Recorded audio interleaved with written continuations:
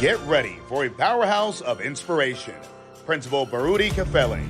A highly regarded educator and a transformational leader, Principal Kafele has spent over 20 years in New Jersey's urban schools, making a lasting impact as both a master teacher and a turnaround principal. Under his leadership, the mighty Newark Tech transformed from a low-performing school to one of America's best, as recognized by U.S. News and World Report 3 times. A recipient of the prestigious Milken Educator Award, Principal Kafele is one of the most sought-after voices in school leadership and equity. He's delivered over 3,000 keynotes, workshops, and seminars across the nation, authored 13 books, including 7 ASCD bestsellers, and continues to empower leaders through his live-streamed AP and New Principals Academy. Please join us in welcoming the extraordinary Principal Kafele.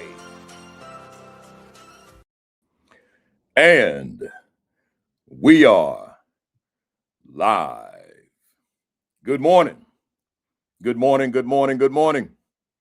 Welcome to week 307 of the AP. No, let me do that again. 307 consecutively of the AP and New Principals Academy. Let me see who we got checking in here this morning. We got Dr. Edwin Garcia in the building. Charlena Hottie, and I should say Dr. Garcia is here in Jersey. Charlena Hottie is in, where we at? This thing jumps so much, man. Charlena, I don't even see you no more.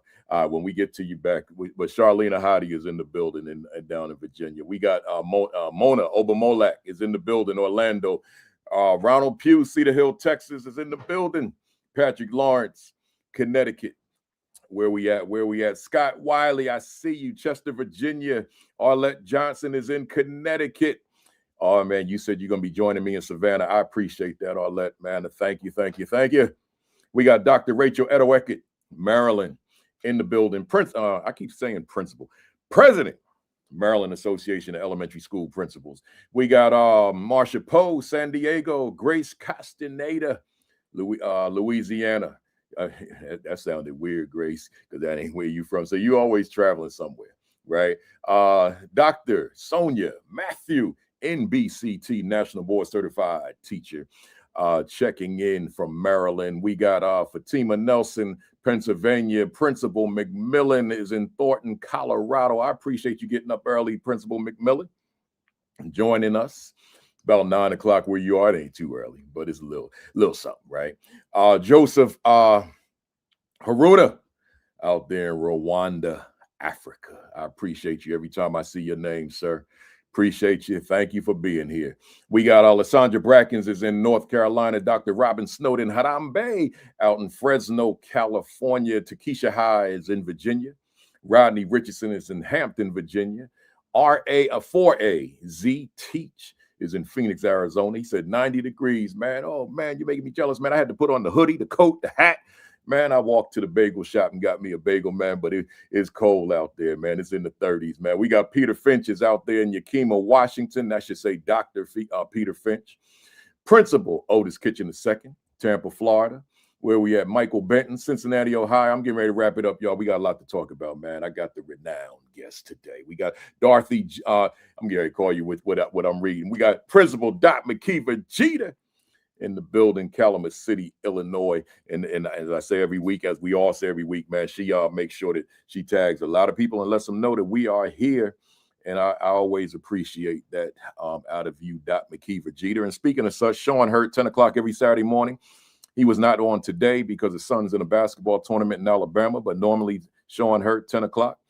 These are all Facebook Lives, by the way. Followed by Create and Educate, Dr. Sheikah Houston, Dr. Tammy Taylor. Followed by yours truly, AP New Principals Academy, YouTube. But, we on Facebook, Twitter, and LinkedIn. But, I've been pushing that YouTube. I'm trying to, the economy a little shaky now. The gas prices are high. So when y'all go to YouTube, I could at least put a half tank of gas in my car.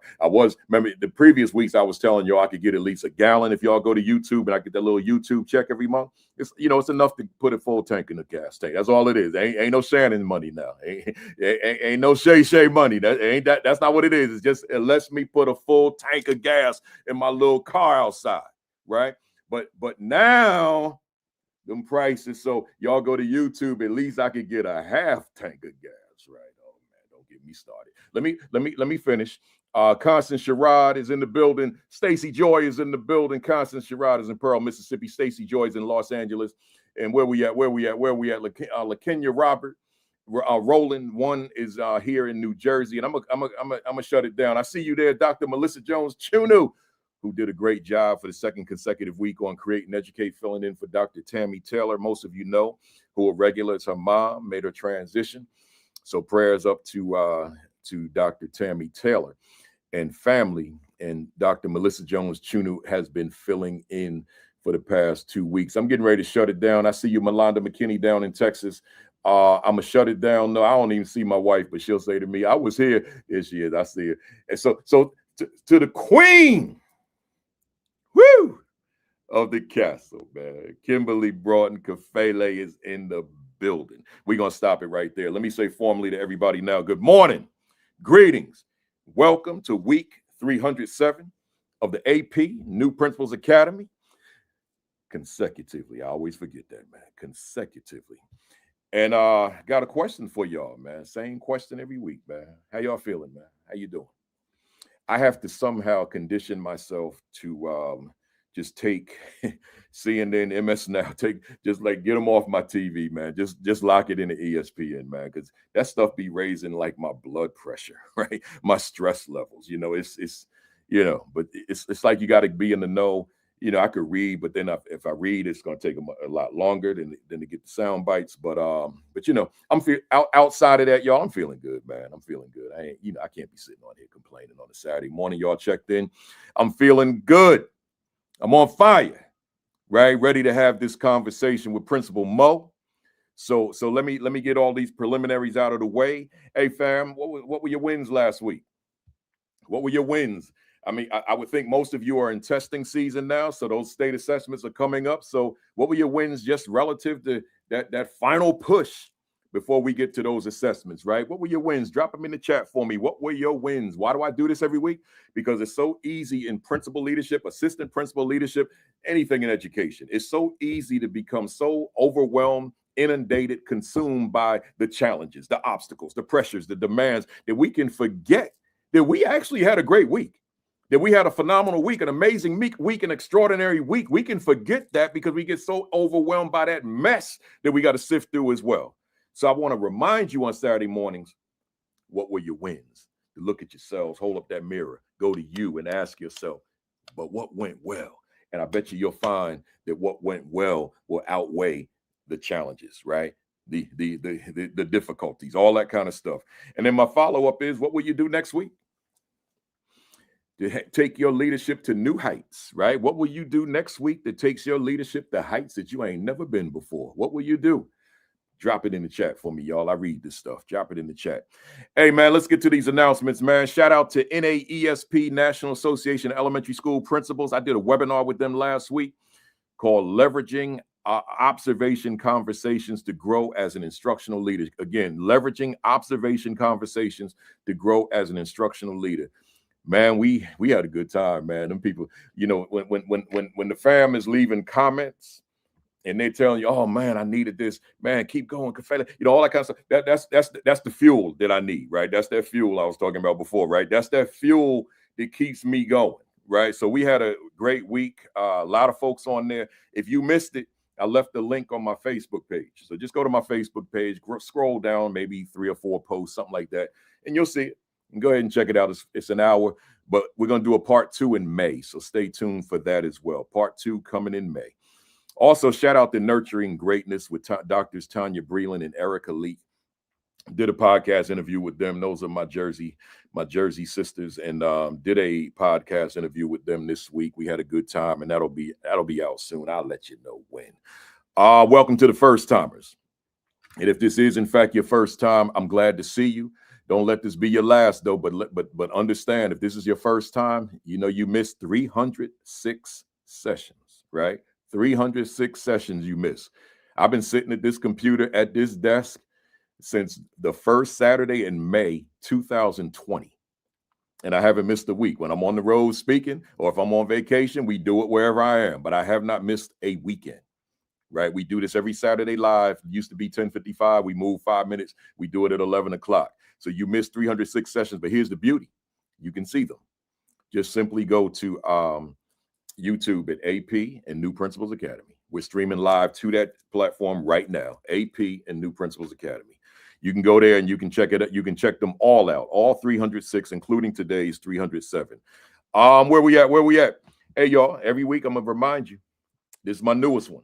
What is my value instructionally to the teachers I supervise? Again, what is my value instructionally to the teachers I supervise? This is a book all about instructional leadership.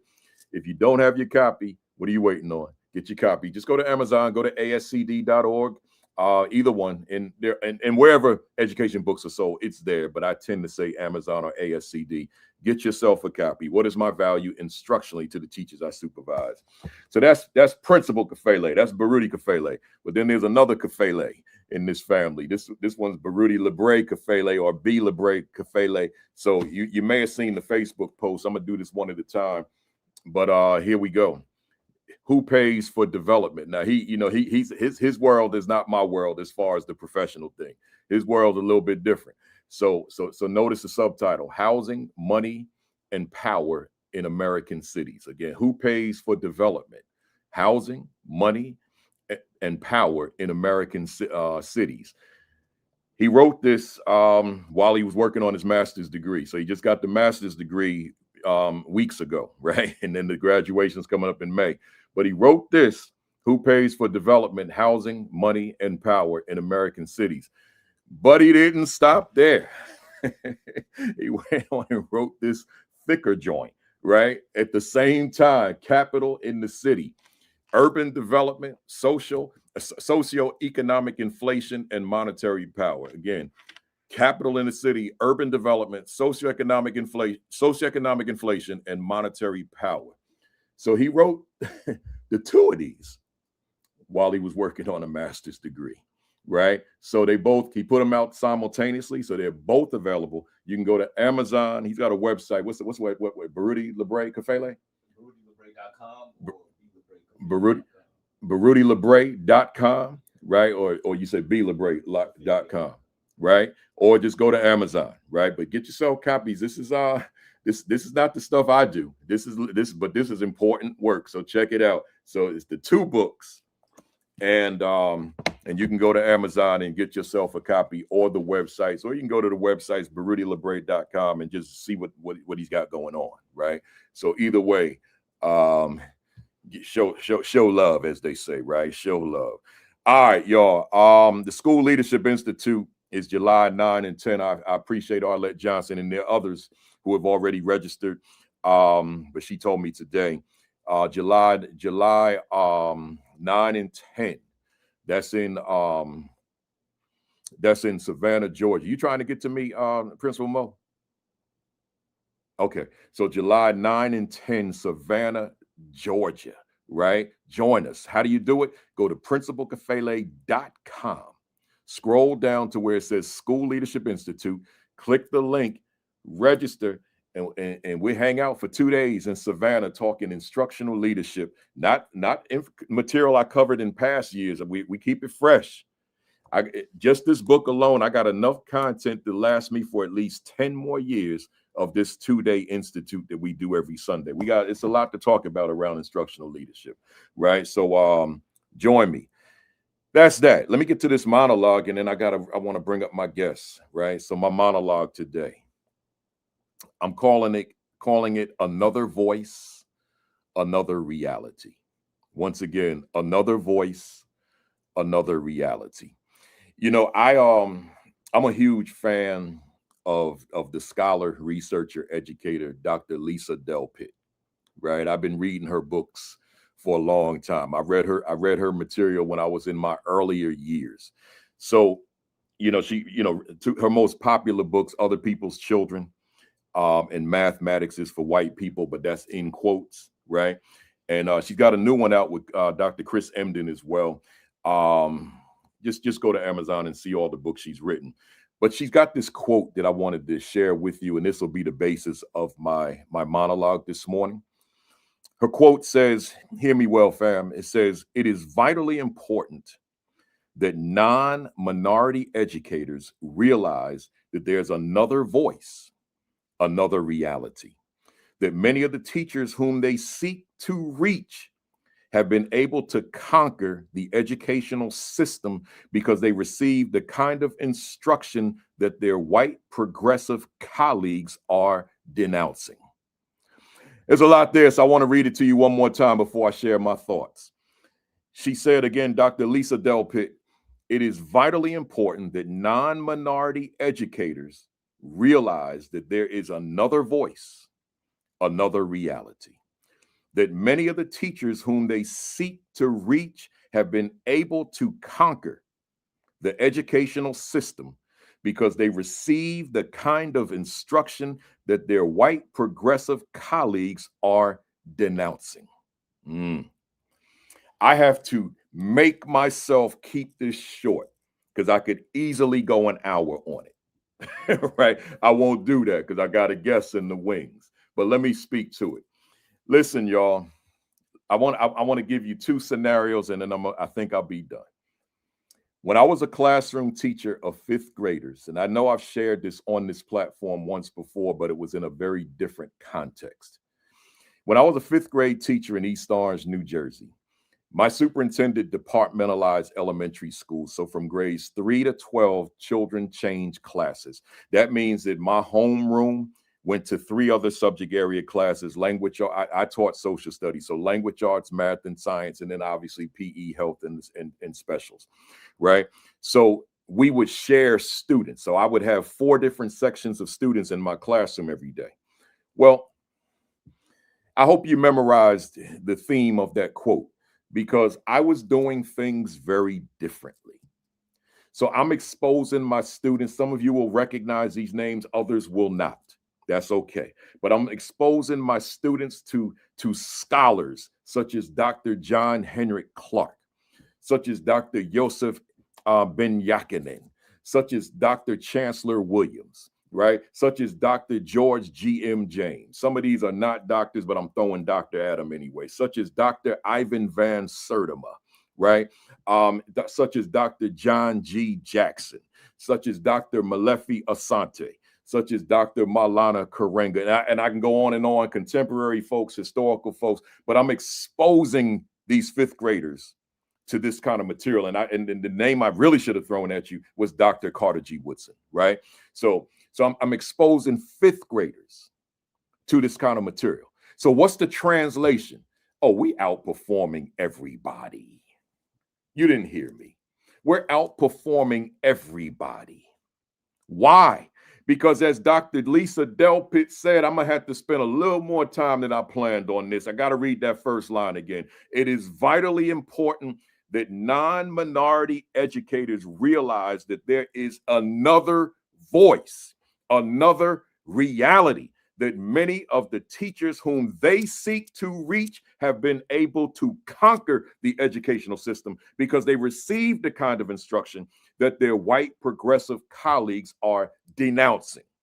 So I'm in here as a teacher who did not go through pre-service. I studied business, marketing. So I don't know that.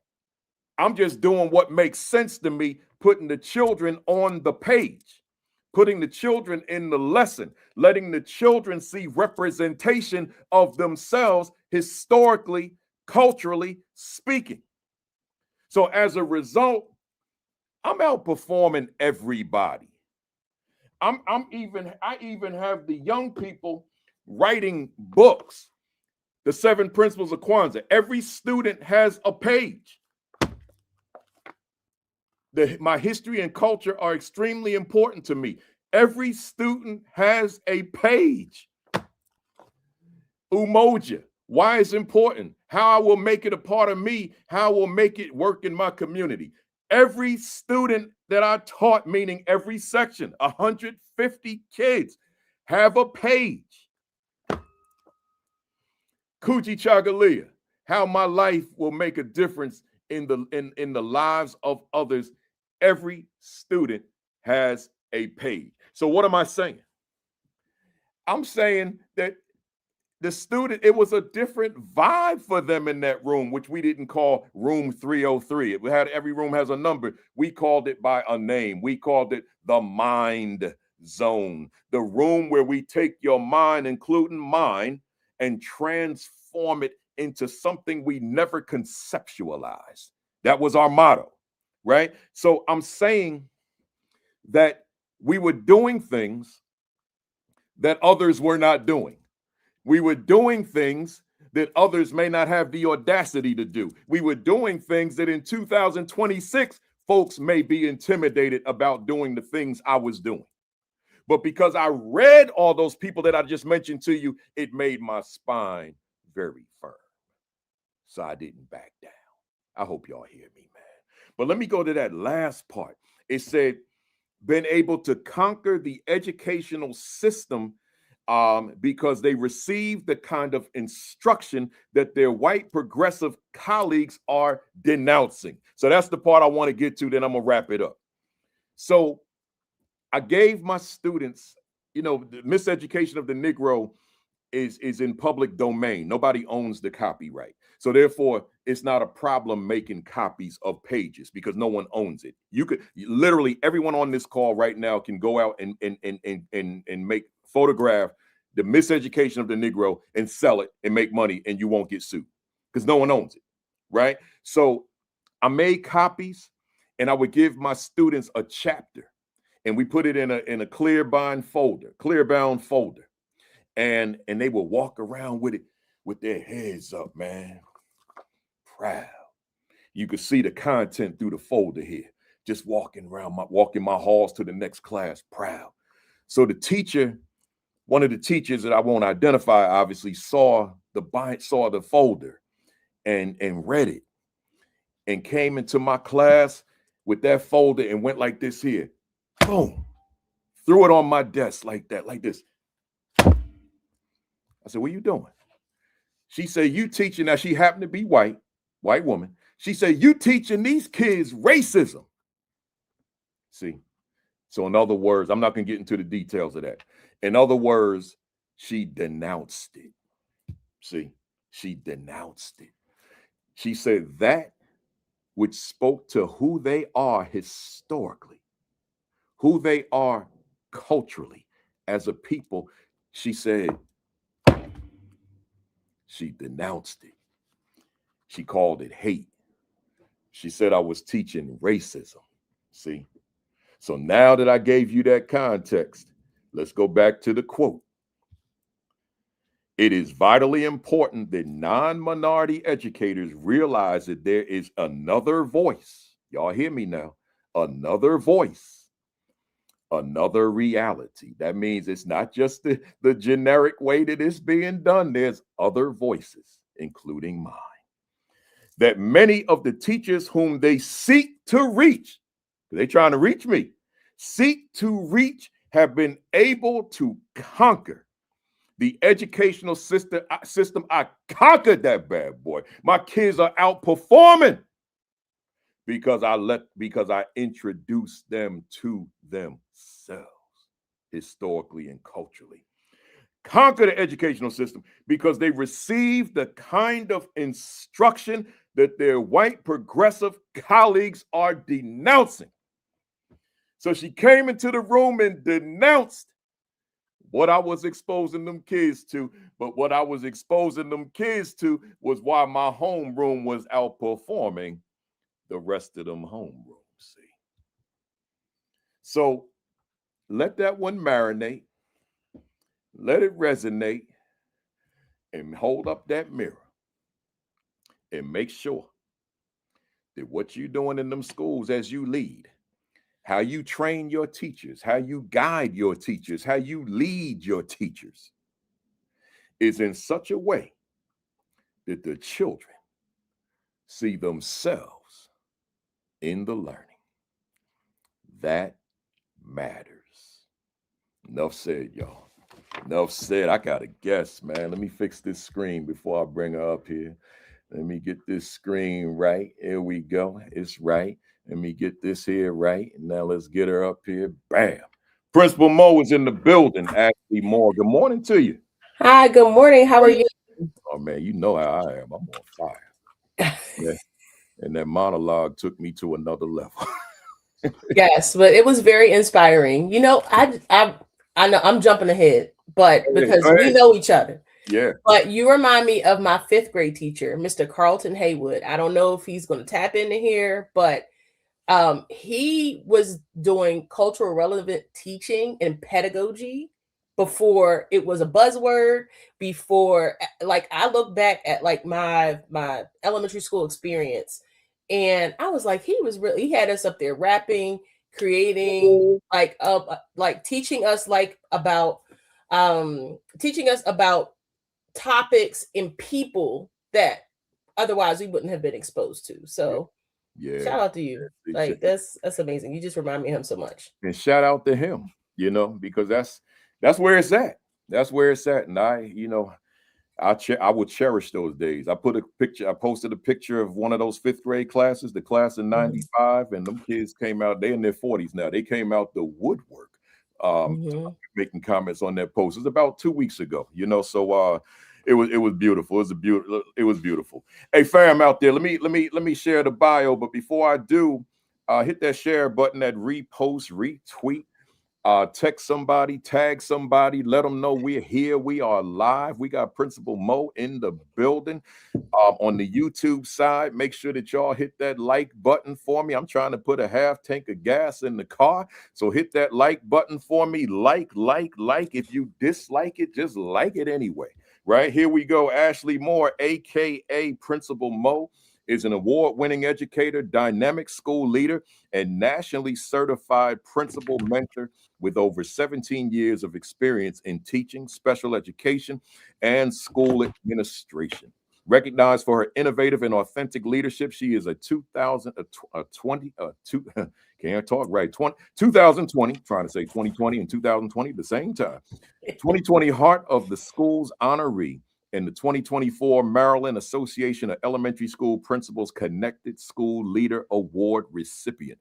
As principal of a pre-K through 8th grade school in Baltimore, Ashley has implemented transformative initiatives such as accelerated learning, gifted and talented programming, and arts integration while maintaining exceptional staff retention and student growth outcomes. She has secured over $2 million in grant funding, expanded enrollment and staffing, and built a thriving school culture rooted in connection, creativity, and community. Fam, I feel almost guilty like saying $2 million grant funding and just reading and just keep going. Like I need to pause, man. I need to pause.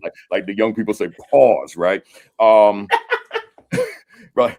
She has secured over $2 million in grant funding. Let's pause it right there. Just let that marinate for a second. That's a lot of money, y'all. That's a lot of money, right? Everybody not doing it like that, right? Expanded enrollment and staffing and built a thriving school culture rooted in connection, creativity, and community. A trailblazer in educational innovation, Ashley is leading conversations around the integration of artificial intelligence, AI, in school leadership by empowering educators to use technology to enhance efficiency, equity, and impact. Beyond her school leadership, she co-hosts the educator talk show Rules to Engagement, which she has that shirt on right now as well, where she shares real talk insights on culture, leadership, and the educator experience. Finally, guided by her mission, you can never stop learning. Ashley continues to inspire educators nationwide to lead with purpose, authenticity, and heart. I got a whole script here, right? And I'm gonna go off script for my very first question. AI. Yeah. Some of us, we're not there. Some of us, and talk to us about why AI in schools, in classrooms. Mhm. Why is it significant? So that's a loaded question. Hmm. But why AI in schools? I know you talked to Rob, and so Rob will tell you by 2036, most of the job force will be reduced due to automation and artificial intelligence. That's a reality. Um, we are moving towards socially based income, And so the reason why students need to have that exposure, if the purpose of schools is to prepare students for the future and to prepare them to be functional citizens in society, they need to know how to work with artificial intelligence. Um, we're still in the very early phases of it. People are still trying to make sense of it. Honestly, a lot of schools are banning it because they don't understand it. But that's really the core of it, is that we need to use this. We need to learn how to use it so that we can help students learn how to use it, because this is how we're going to set our students up for not only success, but if we talk about, like, economic success, in making sure that they have a viable living wage as an adult in society. These are the reasons why we need to be integrating artificial intelligence into instruction. So, and again, this is not even in my script, but I'm intrigued. So that leader, because there's a lot of us out here, that leader that is either afraid of it, intimidated by it, doesn't want to take that step to just learn what it is, right? What do you say to that person who may be on the call right now? So I want to take you back in time to when commercial internet was just hitting households. And I liken this time in the information age, because we're in another wave of it. So one of the initial waves was the accessibility of commercial internet to homes. And so you had AOL, you had all of those different platforms, and you were tied up your phone lines to get on the internet. And I don't know if you recall, but do you remember librarians freaking out, saying that books weren't going to exist anymore? I do. Their jobs were not going to exist anymore due to the wide availability of the World Wide Web. Well, fast forward to 2026, books still exist.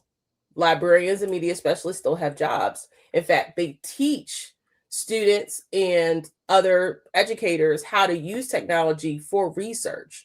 And so I liken those two waves in the information age, and I equate them in the same way. AI is not going to replace educators, but what will replace educators are educators who know how to use AI. That's heavy. And that's the reality.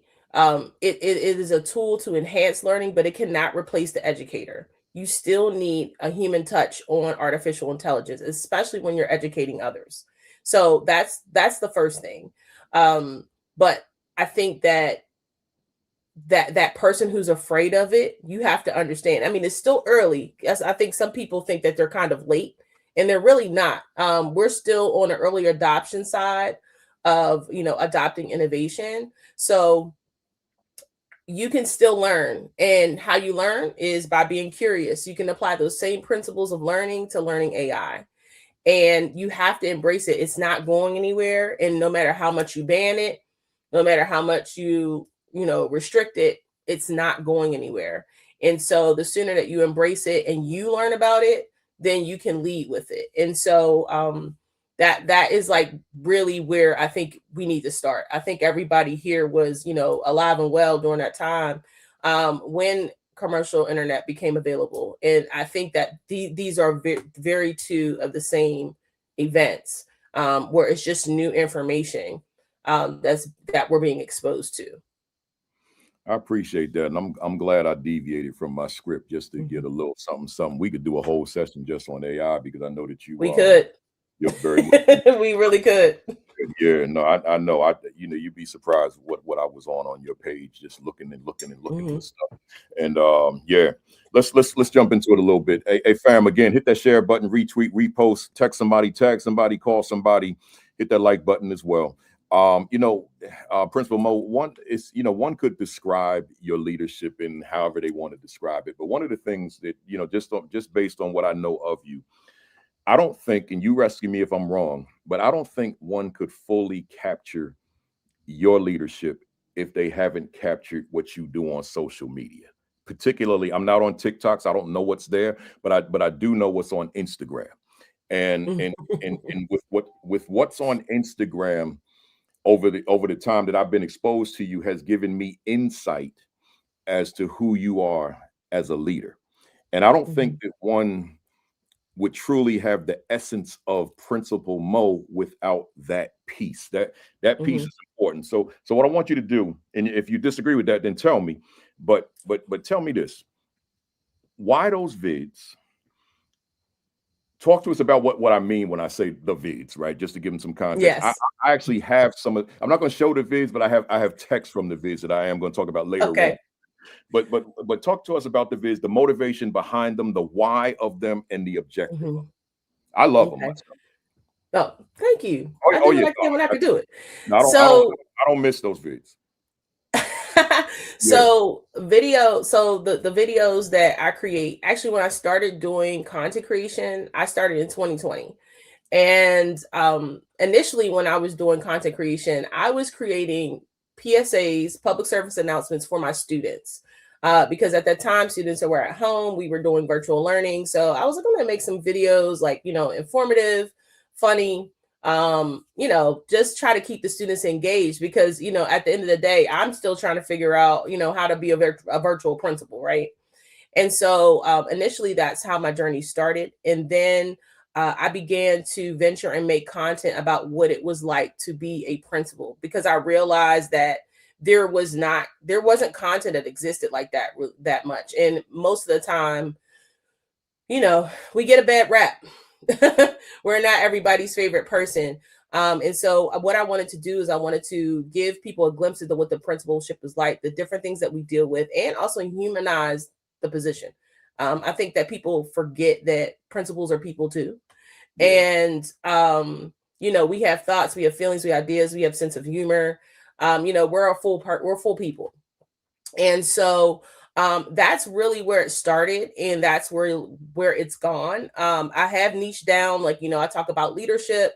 I talk about things that I think either new leaders or current leaders or aspiring leaders should know. And then I also talk about now how you can use AI to amplify your leadership, and to replace some of the repetitiveness of paperwork with leadership and put people first and have really human first and people first leadership. Yeah, good stuff. Good stuff.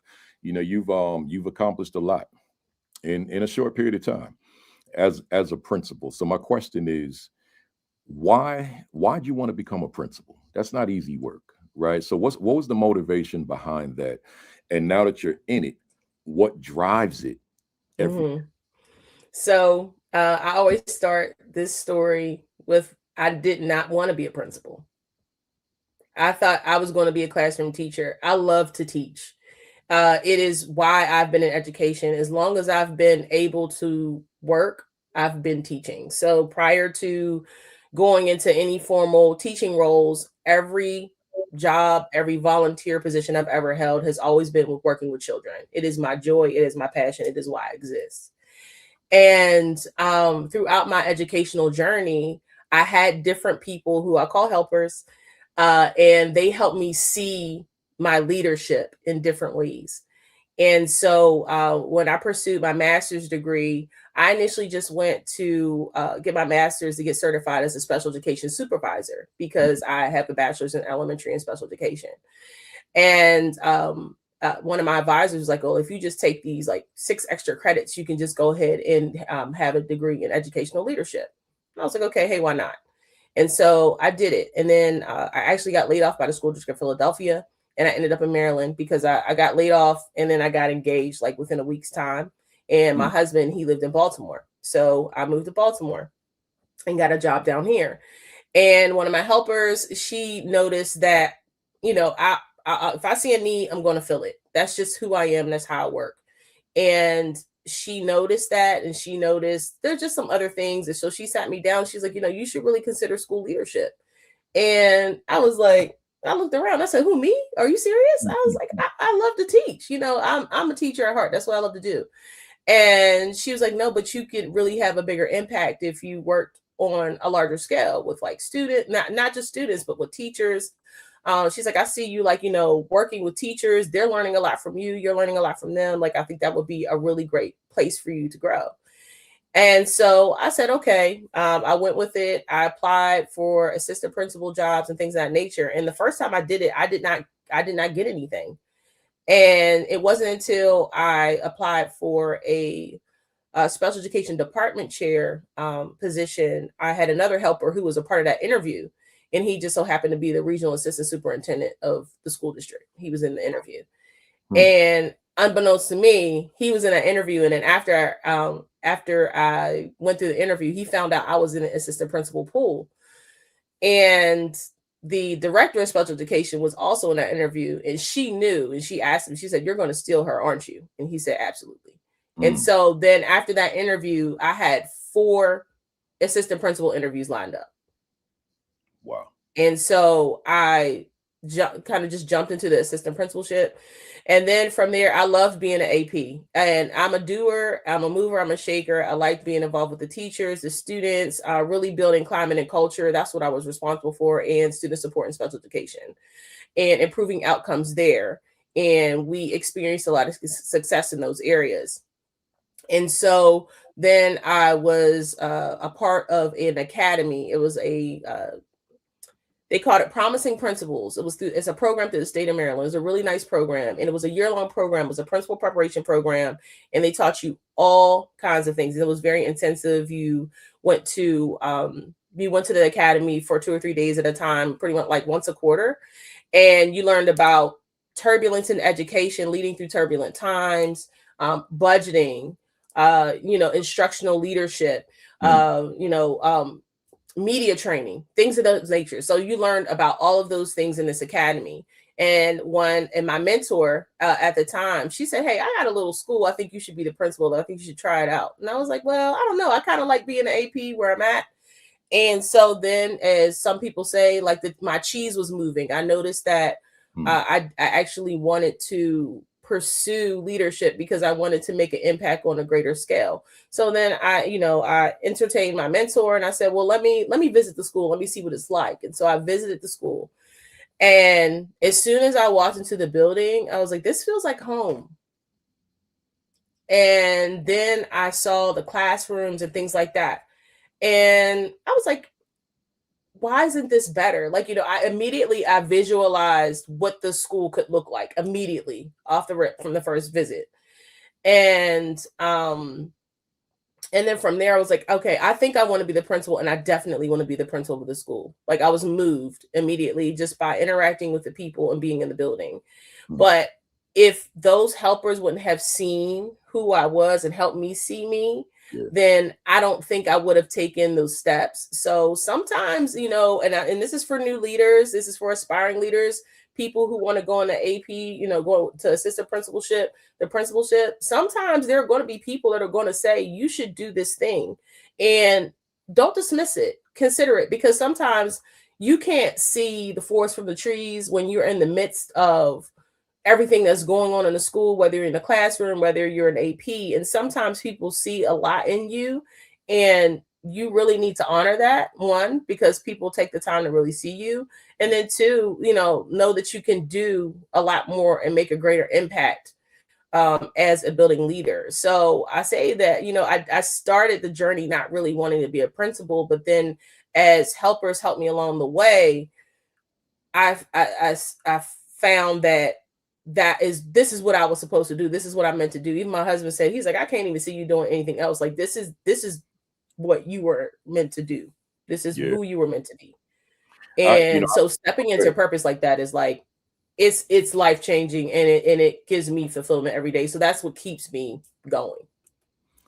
I can't imagine, obviously I haven't been a principal for a long time, but while I was there, I couldn't imagine myself doing anything else. And, those are my glory days. This here is just a continuation of it in a different role, but still in that leadership capacity, but not within a school. But I can't imagine myself, because I look at the landscape of the world and I say, "Man, what else you want out there?" And my answer is nothing. There's nothing else I want outside of what I've already done. Like life is good. So I understand. But let's go deeper on that second part of that question, because you're in a capacity, you're in an industry that is not easy. This is I don't consider this easy work. It's good work, it's rewarding work, but it's hard work. right? It's So heart work. I yeah, call it heart yeah, work. no, I do too. It's hard. Mm-hmm. So what's dealing with all the stuff you deal with without getting into specificity? Mm-hmm. What's driving you to continue to wake up in the morning and walk into that building? And I'm asking you that question just to be very specific with you, Principal Mo. Mm-hmm. There are people that tune in who are ready to just throw in the towel. How do I know that? Because they write me, right? So Mm-hmm. I'm done with this, Kafele. I want Yep. it, but I'm done with it for the reasons that it's because it's difficult work on so many Mm-hmm. levels. So Mm-hmm. what's keeping you that you keep going back? So that what you just described, those people who are done, that was me in 2022. Mm, That was me. I was there. Um and the one litmus test that I have, if I ever choose to step away, is if what the decisions I make and the things that I do become harmful to children. That's when I know it's time to go. mm, And so um I had to, in 2022, the 21-22 school year was incredibly difficult. Um, the work was very different because I mean that's when we returned back to schools full time in person, in the midst of the pandemic. And school was completely different. It was not the same. Even in the same building with the mm. same people and the same kids, it was not the same. And but what kept me is that litmus test. But also what keeps me going is my community and my students and my teachers and my Mm, families. There are students that I want to see every day. I know all of my students by name, my families, first name and last name, know things about them. If they're not in school one day, I'm following up with them, finding out why they're not in school and trying to support them the best way possible. But there is always somebody that's going to need you. And sometimes you don't know that you were needed until you show up for them. And so showing up is it's so important. And I know I have to show up for my community every day. love it, love it. To the fam out there, Principal Mo said students, teachers, Mhm. families. So let me hold up the mirror. Is a large part of that motivation for you all out there on the other side of my camera? Is Mhm. are you showing up because of the students? Are you showing up because of your teachers? Are you showing up because of your families? Right? Is that the motivation? Because Mhm. you know that you stepping into that place increases the probability that those successes are going to materialize. That's important. Absolutely. That's important. There's someone on the call by the name of Sylvia Sims. It says, is someone going to answer my question? She Rewrite. wants to know who I am. Oh, that's because I didn't see the original question. Yeah, she asked who I was and where I was from. Hi, I'm Principal Mo, your neighborhood friendly principal. I'm a principal out of Baltimore City. And I'm here to share with Kafele today. I'm one of 4 on the Rules of Engagement live educator talk show. Is actually on YouTube, and you can watch the first season. And then appreciate that. And also, Sylvia, we read the bio in the beginning. So I read her whole bio, right? So I think she just jumped in. yeah. So when we finish, just go back and rewatch because it's not going anywhere. You're watching us on LinkedIn, so it's there, right? Or you can go to, and then you can also go to YouTube and see the other 306 sessions that we've done. But it's all there. But it's funny the timing that I saw your question, because I have a question that's very much like it. Principal Mo, before we get into the real heart of this conversation, I always make the distinction between Baruti Kafele and Principal Kafele. They're both in the same body, but they I don't want to come across like weird to somebody, but they're 2 very different entities. Like my son, I was talking to my son a few minutes ago before we went on, and he, I was laid back and kind of reserved and quiet, and then he always sits in on the monologue. And then obviously I brought them flames when I did the monologue. So it's like, because now I'm in Principal Kafele mode, right? But when I was with him, I was in dad mode. You know, I'm in Baruti mode, you know, that type of thing. So it's not a, it's, and you know, I'm not acting when I'm in principle. It's just that I'm in a different space now. I'm in a different mindset. So my question to you, not who is Ashley Moore, but who is Principal Mo?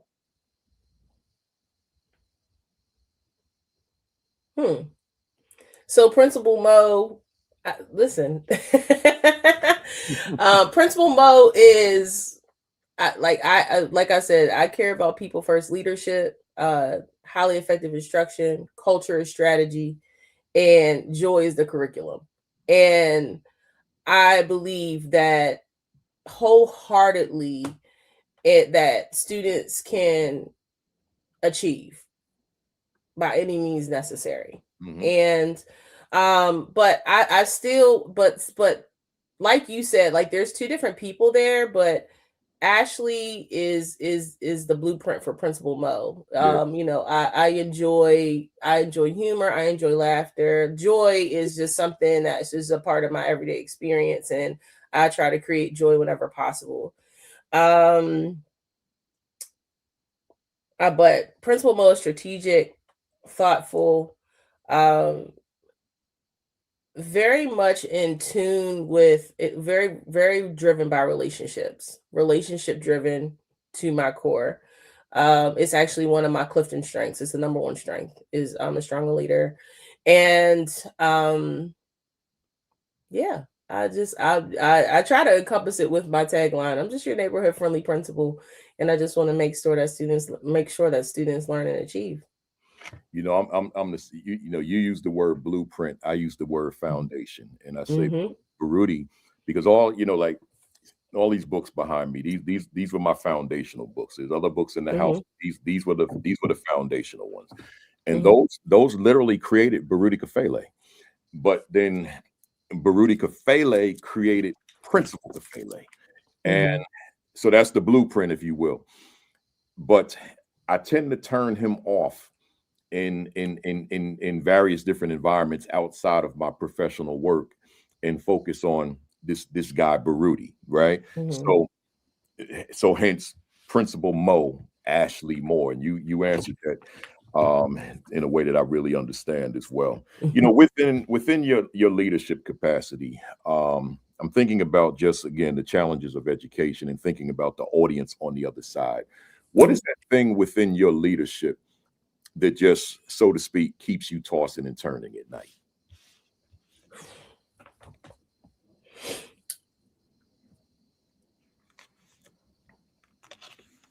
I think there's two answers, and it's thinking about, and it's always about my community. One, or my students well. Like, you know, sometimes you worry about your students when they go home, and you know, certain home lives, you know that's one thing that keeps you up at night.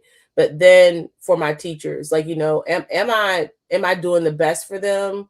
Am I meeting their needs so that they can meet the students' needs? You know, oh man, I need to have this coaching conversation with this teacher, and I need to let this teacher. That's a majority of it, is that, you know, seeing things in instruction and, you know, saying, oh, I didn't get to, you know, give kudos to this teacher today. I got to make sure I do it tomorrow. So those are the things that really keep me up. It's just like, oh, I forgot to do this one thing, but it's usually around either well-being or instruction. Good stuff. Good stuff.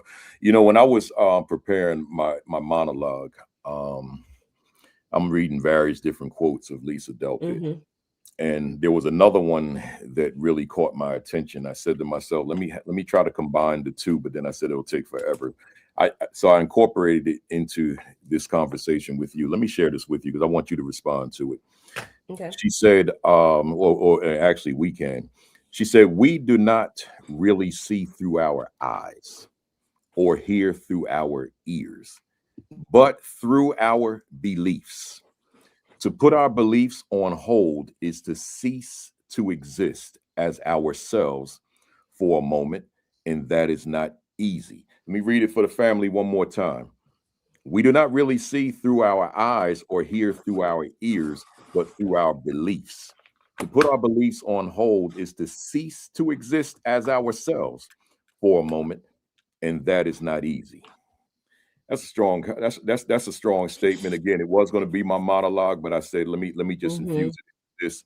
My question to you, or what are the implications of this quote for a principal? One, belief systems, and understanding that belief systems are powerful and they can make or break how you work with a teacher, how you work with a family, and then how students learn and achieve.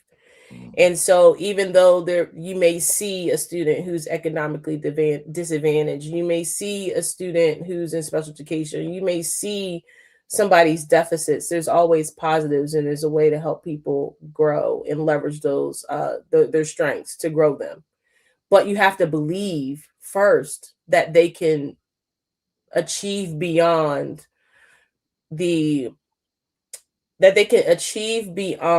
some of the labels that have been placed on them. Yeah. And I think that that's really important, in having that vision too. But I think like belief systems are really powerful. I actually told my staff that when our last professional development session, I said belief systems are more powerful than you think. I was like, you could differentiate, and you can try to meet the students' needs the best you can, but if you don't believe that they can ever meet mastery on that standard or that objective that you have for that day, they're not going to. That's right. You have to believe first before you create a test, before you create, a practice worksheet or whatever it is that you're doing. If you cannot believe that kid can do it, they never will. That's right. That's and right. That's the bottom line. That's the bottom line. So again, I want to read that to the fam one more time. We do not really see through our eyes, is what Lisa Delpit is saying, or hear through our ears, but through our beliefs. To put our beliefs on hold is to cease to exist as ourselves for a moment, and that is not easy, man. So here you are, fam, you leaders, and just hypothetically, you got a teacher who's judging the kid not on what they see, not on what they hear, but what they believe, and more than likely what they brought into that school with them. Right? So there's implications, as Principal Mo just said, relative to your leadership. Right? So just think about that. But in that whole instructional leadership conversation, which I won't get into right here, but what if this is me speaking rhetorically. What if you feel you don't have time to live in classrooms? You don't have time to coach. Then you don't know what's happening in that classroom, and you don't know if those beliefs are overriding what they see and hear. You don't know. And that's why this tool is so important, y'all. It's so important. That's your game film. You got to look at yourself. Self-reflection, self-assessment, self-adjustment, self-improvement. So with that, let's talk about the assistant principal. I may have said this at Knowledge, I'm not sure, but I'll say it again. You know that expression we say, someone's got a chip on their shoulder? I always say I got a whole boulder on both shoulders. Got a whole boulder, 2 of them, from my assistant principalship when I was an assistant principal.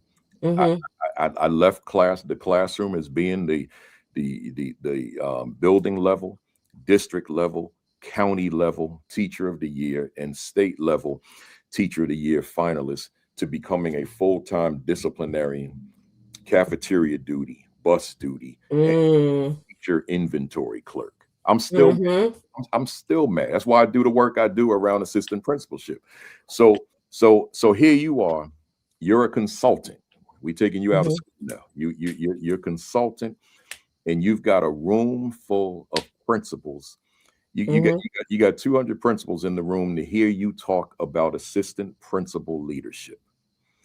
What is your message to them regarding how they maximize the skill sets, the talent, the ability of their assistant principals?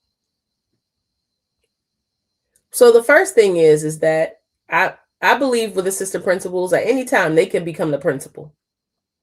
So if you limit them with some of the duties and tasks that you said, that help the school operationally, but don't necessarily help the school move, in terms of achievement, then you're doing a huge disservice. The one thing you want to do is you want to multiply your instructional leadership in your building through your administration, not limit them with just operational things. And so it's so funny because I don't know if you know this about me, but I was a solo admin. I've been in the principalship for 9 years. I was a solo admin for 6 of them. So getting an AP was literally a whole new world in terms of my leadership and kind of stretching me in a way, because now I have to train another administrator. Yeah. And so I recall when I sat down with my AP, I said, one thing that I don't want you to do, because he's a Black male, I said, one thing I don't want you to do is I don't want you to fall into the pitfall of being a school disciplinarian. Because that's how most people see Black men in education. Yeah. Point blank period. We all know that is not a secret. Yeah. And then also doing some time audits. So I had to sit, I was like, every once in a while, we're going to sit down. We're going to do a time audit. We're going to see what you're spending your time on. And so we found that he was spending his time on operations and things like that. And I was like, you don't have to do that right now. So, really digging into the systems of expectations. One, I expect you to be in classrooms. I expect you to be working with teachers. I expect you to be in contact with students in the classroom. And then from there, putting the systems in place for them to be successful. So they're not in cafeteria duty all day. And so they're not dealing with operational things all day. So it really has to take the principal to kind of let go. And that was something that I struggled with, to be, being completely transparent as somebody who was a solo administrator for so long. Now I have to share this work. And one other thing I told my AP, I said, I am accustomed to running on autopilot because I have been the only one in this building for so long. So if there's ever a time where you feel like you're not involved, or you feel like that I'm going too fast, stop me. I will not be offended. I won't I want us to be working together and be a cohesive unit. Because at the end of the day, you are here to amplify leadership and to increase student achievement. So I think being clear about what the AP is actually there for, their job is twofold in a lot of ways. Yes, they help run operations. They're there for instructional leadership and to build their instructional leadership. But as a principal, you are responsible for putting the systems in place to make that AP successful. Yeah, I love it. I love it. You mentioned that you were single for 6 years as the only administrator, and I do have a question around that. So, but not yet. So now let's keep you in the convention center, and you the organization gave you the opportunity of doing 2 breakout sessions instead of 1. So you've got another session, and this one is with assistant principals. And so here you got about 250 assistant principals in the room. And my question to you, what would be your message to them around them developing a mentality, an instructional mentality, an instructional work ethic, and an instructional focus, when chances are there's a lot of them in that room who they understand theoretically the significance, but it's not reflective of their actions in the building. So talking to new APs about instructional leadership. So one of the things is that I think people have to understand the power of their position. You have position power. And sometimes when you've come from the classroom and or an instructional coach role, and then you stepped into an assistant principal position, you have position power. And what you do with that power is important. And how you spend time using that power is also very important. And so understanding you have that power, and if you have the power to move teachers instructionally, which will help students thrive and achieve academically, then we need to wield that power to be able to do those things.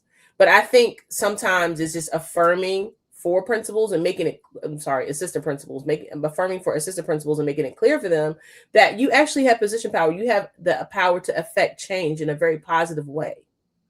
And I think that that's how the conversation should be led. And then if we know these are the things that we need to improve, whether in your school, whether in your district, then let's spend time on the improvement pieces and not so much the noise. Because I think that's what happens. Honestly, you let the noise and the hustle and bustle and then run in the middle of the day take over and consume your time. And then it's taking away time from the things that actually matter. So really working on them for keeping the main thing, and not losing sight of that. Keeping the main thing. That's right. Martisha Smith, whom I don't know, it's not a name I recognize as a regular here, but she said, I wish all principals thought that. The principal had me in the cafeteria for 2 hours a day. I was duty only. That's a waste of money. If you really think about it, it's a waste of resources. Yeah. I mean, think about the salary of an AP versus the teacher. Correct. Or others. Or a paraprofessional or a hall monitor. That's crazy. And you taking the second highest paid person in the building and putting him in the cafeteria for 2 hours. Let's pretend that Martisha is still an AP, because she may have written that strategically because she don't want to be outed. But what would you say to Martisha? I would say she would have to manage up and say, this is what my calendar looks like, and have a plan, because sometimes this also happens too. Principals, they can't see the forest for the trees sometimes. And so if you come to your principal with a plan saying, okay, this is how I'm spending my time. I don't see how spending my time here is, one, growing me professionally, but also impacting student achievement, which is what one of my sole purposes for being in this school is. And then creating some action steps around, this is how I would like to change that. These are some initiatives that I would like to start. I think that managing up and telling the principal, this is what's happening, this is how I want to change it, and this is how it's going to change, and this is the outcome for it, I think is the best way to approach that situation. And even coming up with I actually had my AP make a 90, 60, 30 day plan, entry plan coming in, because it's not just for principals, it's for assistant principals as well. So then that way we already had established what he was going to do and achieve and what he was going to be working on. So once again, it's my responsibility as a principal to have that in place and to be able to think about that strategically so that he, the assistant principal could be successful. Love it. A lot of times when I'm working with APs, a staple question for me to ask is, what is the role of an assistant principal? What is your role? And the prevailing response is to assist the principal. That's what people say, right? And I said, that's it, to assist the principal, right? There's got to be more to it. So I want to ask you, let's go deeper with that one. To Principal Mo, even though you told us the backdrop, so we still got you in a consulting capacity, by the way, right? Okay. Not the principalship. What is the role of an assistant principal beyond to assist the principal? Beyond to assist the principal. So the role of the assistant principal, I mean, I joke and say that it's just all other duties is assigned, because that's typically what it is. But I think it's what you make it. And one, instructional leadership is always at the top, because that's really what administrators should be. And I feel like administrators get caught up in the run of the middle of the day. And by run of the middle of the day, I mean cafeteria duty, drop off, pick up, discipline, crisis, those things. But the assistant principal is supposed to, one, assist with operations and make sure that they run smoothly. And so that's where you get your systems knowledge from, building those systems, because you can learn how to build systems as an AP. And then also building systems around instruction, how frequently you're going to get into classrooms. But I know also that depends on the principal and what the expectations of the principal are. And also, and one thing that I say is, how are you going to build partnerships? Because it's not just, you just don't work with students and teachers. how are you also going to work with families and also possibly partners? So knowing how to work within those buckets. So working with stakeholders, working in instruction, working in systems and operations. I think those are the three biggest buckets that assistant principals, that's the work that they support. And I think that varies from, school to school, but at the end of the day, you should be engaged in those three buckets, most of the time, not just systems and operations. What about the culture of the building? What role does the culture of the building play towards the overall effectiveness of an AP, inclusive of those responsibilities expanding beyond the stereotypical roles of an AP? So, I'm laughing because my AP, I don't want to put his business out there. I'm gonna stop. But just want to, Is he on right now? I don't know. He saw that I was going to be on here, so he might be. Okay. But just one is one of the biggest challenges that like we did at first was just like getting to know people, know names, interact with people positively. So there is a benefit to being in the cafeteria if it's purposeful, like getting to know the students, making sure that you're visible throughout the school day. That's really important. Beginning of the day, cafeteria, he hits the cafeteria, the schoolyard, then we come around the front, and then we visit the classrooms every single morning, make sure all the students see our faces, we greet people. That those touch points are really important. Checking on people at the beginning of the day, making sure they have everything that they need, making sure that the building is secure, checking the doors, making sure all the doors are closed, those types of things. But culture and building culture beyond those normal roles, I think is just culture. At the heart of culture is relationships. So making sure that students know that yes, you're the assistant principal, but also they can come to you if they have an issue or a problem.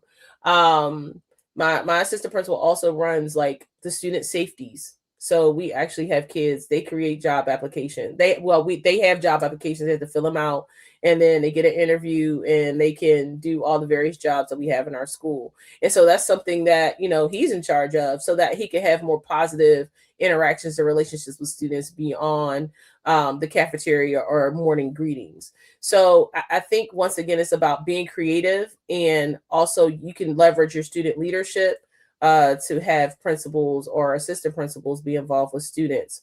But just having that positive culture, the culture of rewards, we do weekly attendance incentives. So making sure that students know they feel seen, heard, and cared for and not just students, but teachers too. Checking on them if they've called, and there's some things you have to be explicit with. Hey, if somebody called out, check on them, see, if they're okay, if they need anything, if they're all right, email them in the middle of the day, hey, just wanted to check in, make sure you're okay. But those are the things that I think are at the heart of our school's culture, but they could be at the heart of anybody's school culture, where you create a culture of care. Yeah. A culture of care. There's a question that someone brought up. This was Shelton Ford. He said, how do you balance the relationship between your AP and the instructional coach assigned to them? And Shelton, that question could also be, how do you balance the relationship between the principal and the instructional coach that may be working with that principal, especially when you don't have an AP? So what are your thoughts? My thoughts are just, one, I think that having very clear conversations around what good instruction is. I think norming is a step that is not utilized, and it's not a part of most of people's practice. And norming around instruction is so critically important because everybody sees something different, but at the end of the day, we have to all adhere to some sort of rubric and some sort of standard, and a standard of excellence for instruction. And so what I believe to be excellent may not be what somebody else believes to be excellent. So we have to norm around that. And I think that would be the first step before we're talking about like balancing a relationship, because if you don't norm what instruction looks like and how we approach instruction, how we provide feedback, then there's going to be issues at some point between that AP and that instructional coach, or between the principal and the instructional coach. Because then what happens is, if you're giving different types of feedback to different people, that causes confusion. Confusion causes frustration, and then frustration causes burnout, and then you have people leaving out the door. You know, I'm with everything you said, and I just want to say to Shelton, and you can chime in here if you want on this. The question again: how do you balance the relationship between your AP and instructional coach assigned to them? Shelton, for me, that question is the work, right? When we talk about the role of the instructional coach, and then the role of the AP, who may in fact report to that that assistant principal, right? That instructional coach may report to that assistant principal. So that's the work right there. So now the question is, how are we prioritizing that relationship so that it doesn't become secondary to other responsibilities that have nothing to do with student achievement and student learning and excellent pedagogy in the classroom? So you gotta look at your day. You got to look at your week, and you got to ask yourself, to what extent have we made that question a priority in what we do? And I'll say this last piece to Shelton. I don't know how long you've been an administrator, but if you ask that of young Principal Kafele, like baby Principal Kafele, when I was a young administrator, I can't give you that answer. Because I'm trying to figure out how I'm gonna get through all this discipline and so forth, because I haven't figured out culture yet, right? But seasoned me can now speak intelligently to that question, right? So that was after maybe 4 or 5 years, right? Now, oh, okay, I figured this thing out, right? So sometimes it varies with just how long you've been doing it, because it takes a while to make sense out of this thing called school leadership. Because it's got so many different aspects of it, so many different components of it, and we're trying to figure all that stuff out, and it takes time. And then with you, Principal Mo, not having that AP to lean on for those 6 out of 9 years, now it's empowering other people around you who are willing to do beyond the job description, right? And that's right. I've always had at least one AP. I still figured out a way to empower others who I knew who were all the way in and wanted to do more. So I had them as well. Good stuff. I got one more with the AP. If you were interviewing, not this, with another one in addition to the AP you had, we don't want to slight it. So if you were interviewing for an AP vacancy that arose, your student attendance has increased, or your enrollment has increased, and now you've got a need for another assistant principal. What's that thing that an assistant principal candidate could say in that interview that you said, that's my person? So I'm gonna take it back to Robin Jackson. Robin or Robert? Robin Jackson. Yeah, she spoke highly of you recently. Oh, yeah, yeah. I love Robin. She said, "Are you familiar with Principal Mo?" I said she's gonna be on in like a few weeks. We were at a Seventh-day Adventist conference, and okay, yeah, and she's like, "Do you know Principal Mo?" Yes, he's gonna be my guest. Yeah, I love Robin, and I've been a part of Buildership University. So shout out to Buildership University. If there's any builders out there, shout out to y'all. Wow. But yeah, so I've learned a lot. But the one thing that I think a principal could say is, if it's in full alignment with, at minimum, our core values. So having established those core values, because you want people to operationalize those core values within your organization, and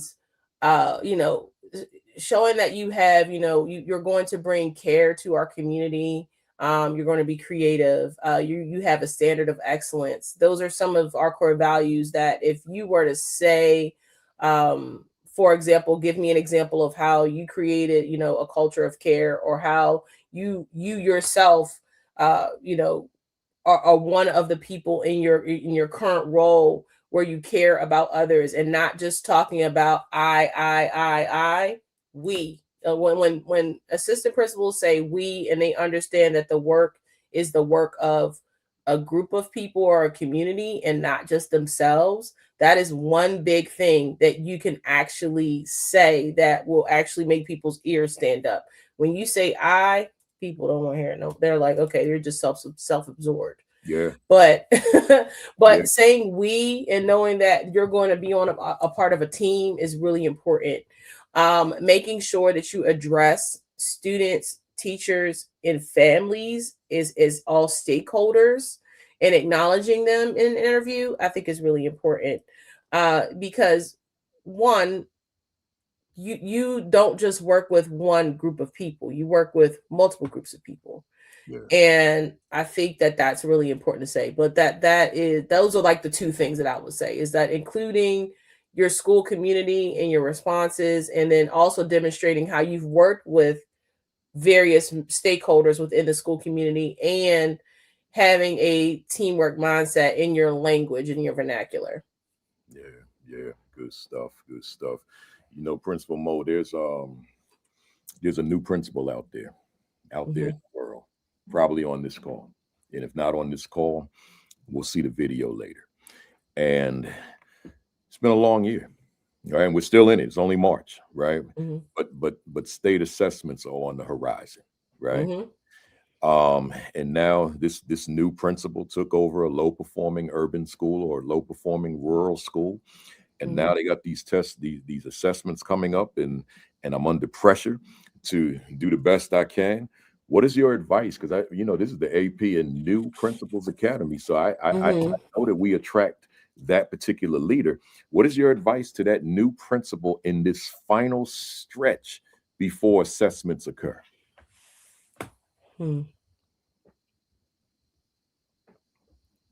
I wish we were having this conversation in September, but but I think what's important to call out, especially about state testing, is right now. I mean, I know our state tests, they start in May, but we have a plan to, all the teachers have spiral planned, to incorporate standards and skills that they may have taught in the beginning of the year that come back around, especially for mathematics. Because math is once you teach one concept and you demonstrate understanding of one skill, then you move on to the next one. It's very foundational. So we have to make sure that students see that content again. So I would say the one thing that you can do right now is making sure that you identify a system around planning, instruction, and assessment. So that you can make sure that all this and it's impossible to teach all the standards before a state assessment. So that's number one. The teachers can't teach everything, and I don't know why they make it that way, but they can't teach everything. Right. So knowing that, but then also having a structure around planning, instruction, and assessment. So then that way you're preparing students for the assessment and touching on any prior knowledge or prior skills that they may have not touched or seen or heard since September or October.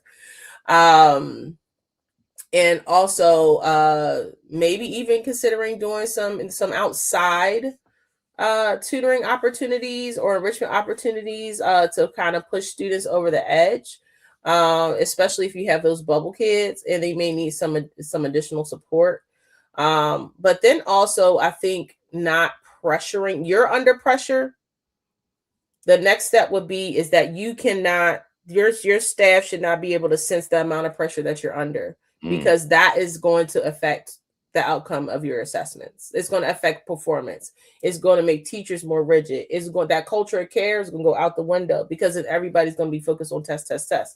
Yes, we want the students to do well in the assessment, but if people's needs are not met first, then that assessment is not going to mean anything to anyone. So making sure that people are taken care of. So that culture piece is really important. Making sure that teachers are taken care of, they have what they need. Students are taken care of, they have what they need. And also being supportive through the testing process, I think, is really important. making certain that you fully understand what happens with the assessment and assessment process, so that you can best support it as much as possible. And just some examples. For example, we have practice tests that we've done. And so instead of just saying, sit down, tell our students, sit down, be quiet, sit in these separate desks, separate rows, and take the practice assessment, we actually had our teachers walk them through the practice assessment.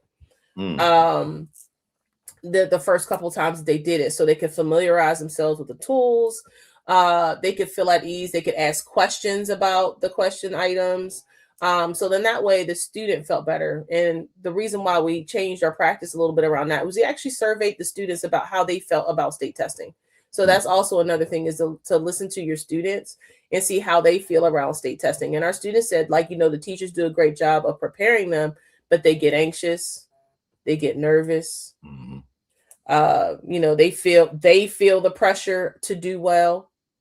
And so what we wanted to do was for any type of testing preparation was make sure that they felt supported through the process, not just prepared for the process, because those are two different things. So supported through the process. So if I could say anything, is like, definitely listen to the students, because those are the ones you need to really perform. Yeah. I got another thought on my mind as it relates to that. And this is you, consultant, talking about this new principal, this first year principal. Could be a second year principal, but primarily a first year.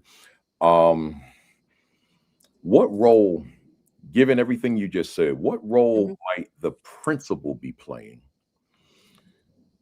toward addressing some of those concerns that students may have in terms of just the support they need? I guess what I'm saying is, as a motivator. Right. Okay. What role might the principal be playing? So the role that the principal plays is, at this point now, it's about supporting operationally and systematically any type of motivational opportunities, whether that's through time, resources, people, or funding, right? And making certain that there's time available. So like scheduling, making sure you're protecting that schedule. People, that there are other people, if you could pull other people to support, if you need to move people around at this juncture, maybe support staff, you have the ability to do that. Resources / money, if there are opportunities for any incentives, if there are opportunities for incentives for staff and students, you can support that. So those are like the three biggest ways that you can support that. And I'll give you some concrete examples, because I just don't want to leave it like in a general sense. So for time, making sure that time is protected. I'm at an art school, and everybody's vying for time because they want to, pull students for performances and practice and rehearsals and things like that. And then I have to sit down with all these different people and say, we need to protect this time. So how can we make this work where the students are still rehearsing, but then we also have the teachers still having that ability to teach? So that's one thing. So making sure that you're collaborating around time and making sure that you make it very clear that this time must be protected. The next part is support staff.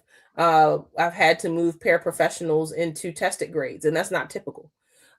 Move paraprofessionals into classrooms of tested grade levels to provide small group instruction and support for students who may be struggling, or for students who may need a little enrichment or just some support for that classroom teacher. And then for time and resources, we do a few incentives for the students. And it's really simple. Whenever they have a test, whether it's math or reading or whatever, they're given scrap paper. And if they use that scrap paper, they put their name on it, it goes into a raffle. And it's a scrap paper raffle. And it reinforces the fact that you need to always show your work. You need to use your scrap paper. And then I get I think maybe $100 in McDonald's gift cards or something like that for the students. And then we raffle them off and they get gift cards. So those are just three simple ways that you could really just make an impact with testing. Wow, good stuff. Let's keep it moving. You good? You good? Yeah, I'm fine. Yeah, good. So that I want to stay with that new principal. How do we How do we help this new principal to avoid leading the effort in creating a culture of standardized assessments, where it seems that we're all about test taking here, as opposed to an all-inclusive education? How do we help that new? Yeah, I think that's hard for a new principal, especially if they brought into a situation where, especially when they're brought into a situation where they are expected to perform, and expected to raise test scores. I think that from the beginning of the year, and that's why I said I wish we were having this conversation in September versus March. Yeah. Because these are some things that you put in place early in the year, so it doesn't feel like it's a culture of assessment. But making sure that students know and that teachers know, like, the skills that they need to learn are critical for moving on to the next grade. They're foundational. And also, you have to reiterate the importance of the test, but you shouldn't be walking around. Your look for should not be standardized testing. Making sure that teachers have standardized testing items and things like that. Like, you could definitely have practice and make sure that students know that it's practice and teachers know that it's practice. Like, one teacher, she relates it to state testing for the big game. And so she says, all right, guys, we're preparing for the big game. And so for this practice today, we're going to focus on doing a constructed response. And we're going to be modeling and using our reasoning to do area models, in multiplication. So I think that if we look at it through that lens, and we're able to reiterate the importance of it, but then not pressure people, because that pressure is actually what causes students to underperform, honestly. Yeah. But just making sure that making people aware that, like, these test scores are important, but not putting the pressure on them. But you have to put those systems up in place in the beginning of the year. And so I'm going to talk about that. So in the summertime, we look at our state assessments. We look at our outcomes from our state assessments, and then we talk about where we need to improve. And then once we have those goals in mind, then we say, okay, well, the students, they didn't do well with reasoning and modeling. So for math, and I'm speaking about mathematics. So if they didn't do well with reasoning and modeling, then we know we need to incorporate that from day one in our mathematics instruction. So students need to always be able to reason and model. So not only show what they know, but also be able to write about what they know.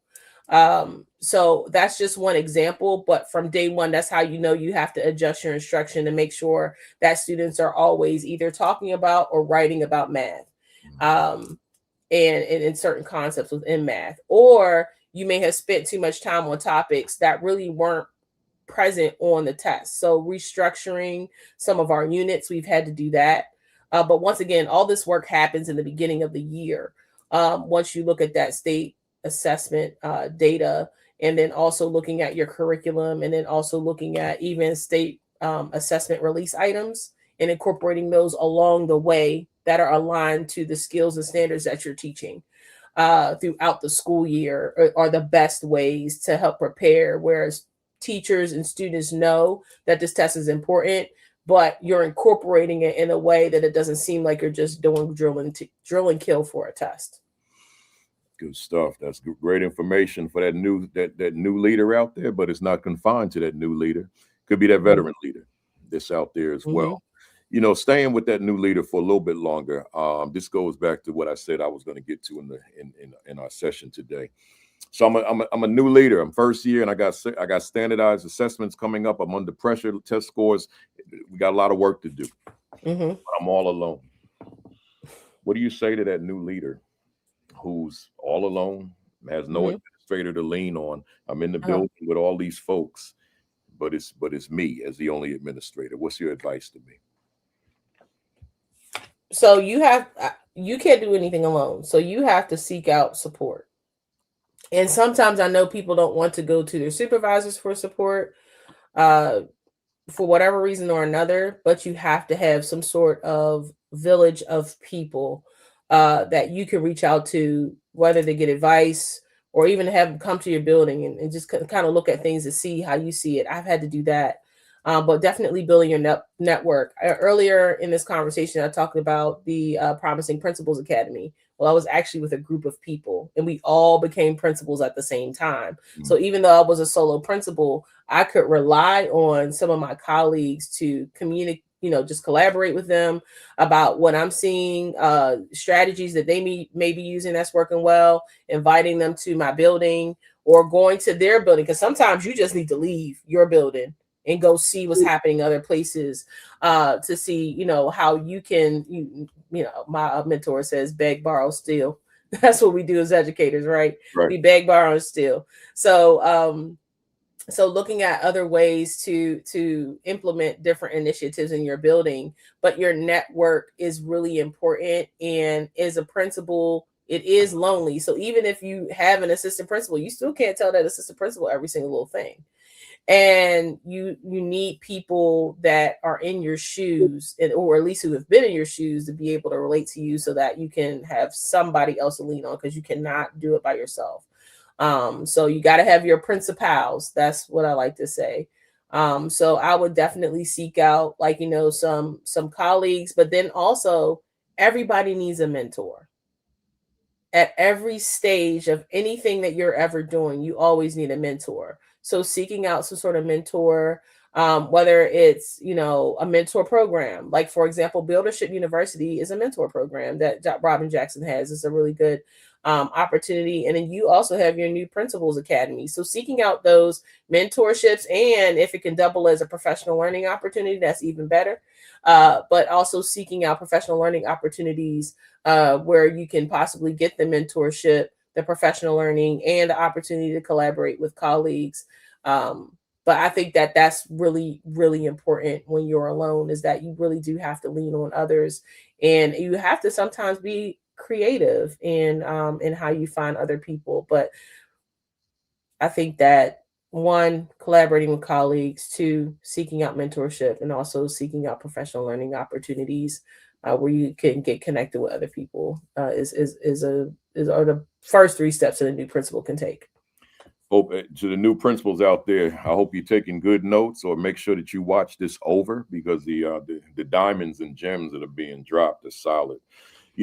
Speaking of that, you mentioned the platform. I learned recently that in certain states, folks are getting continuing ed credits for watching this platform, which I oh, wow, that's awesome. Yeah, but it seems like I should be getting something out of that, right? But I didn't know that, man. I just had no idea until recently. A few people have told me. They say, yeah, no, we get credit for tuning into this. I said, oh. Wow. Oh. That's incredible, though. Yeah, it is. But it speaks to the quality of the people like yourself who come through on Saturday mornings. We almost there. Let's go. Got a new principal out there. I read all these comments I get from people, and then I'm able to generate new questions. So there's a new principal out there who has APs, but it is clear that the APs are not riding with this principal, right? And in a lot of scenarios like that, as you know, those APs were vying for the same position, and the new one got it, so that so now you got people who are not really feeling you, so to speak. So talk to us about that new principal that's got a team that's really not on board. So the first thing is that you always have to set expectations, right? And you leave nothing to chance. Oh, I like what this person said. Help them out or help them out. And that was the next thing that I was going to say. If this is the vision and the mission of the school, and then these are the expectations that we have to use that mission as a vehicle to meet our mission or meet our vision. Sorry. And if you are not in alignment with that, then yes, we have to have conversations about maybe you being more aligned with another organization, because in no world is it normal for you to be misaligned with an organization and just be able to stay. Because your actions have to be aligned, and your actions have to be aligned. The work has to be fully aligned in order for you to move the needle. But before you even get to the helping out part, I mean, the coaching and support, but it all starts with the expectations, because what often happens is that sometimes principals, they don't address it, and then what you allow, you give permission to what you allow, and what you don't address. And so sometimes you have to have those difficult conversations about, this is not acceptable here. And you have to make sure that you make that very clear, and make it very clear that we're a team, we are a unit, we work together. And if you're not willing to do that, then we have to talk about other opportunities for you. But I think reiterating that we're a team, we work together, and keeping that mission and that vision at the center, because then that takes everybody's ego out of it. It takes everybody's preferences out of it. That is what you have to do as a new principal. Now, as a new principal, and that's hard. I'm saying this with ease, but it's not an easy thing to do, because you have to be confrontational. And some people are not comfortable with confrontation. But the best way to approach confrontation that I found is keeping the main thing. We're here for kids. We work on behalf of children. We work with teachers and support teachers to work on behalf of children. And anything that I say or that I do is about kids, point blank, period. And you have to be very clear about that, so people know that it's not personal. It's about children, and children is what makes it personal for me. But you have to make sure that you're very clear about who it is and what you're about, and make sure that the team knows what they're here for and what they're about. Yeah, good stuff. You sent me a quote, and I want to share it with the fam. You said, "I'm passionate about people first leadership that strengthens school culture, streamlines systems, and uses innovation to protect time, energy, and joy for students and educators." Last question, and I just want to share something from one of your vids. But talk to a new principal out there about making people first leadership their reality.